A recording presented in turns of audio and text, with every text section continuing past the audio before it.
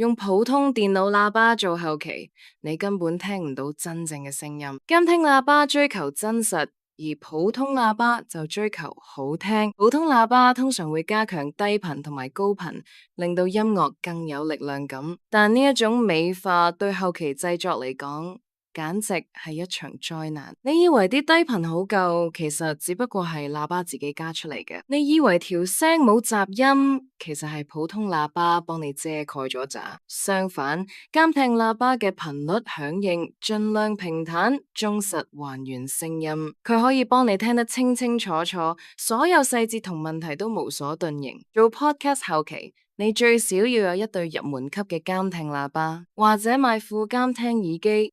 對新手嚟講，其實更加實用㗎，因為耳機唔會受房間音響影響，而且價錢亦都相對平啲。預算有限嘅話，好嘅監聽耳機加錄音界面輸出已經好夠做。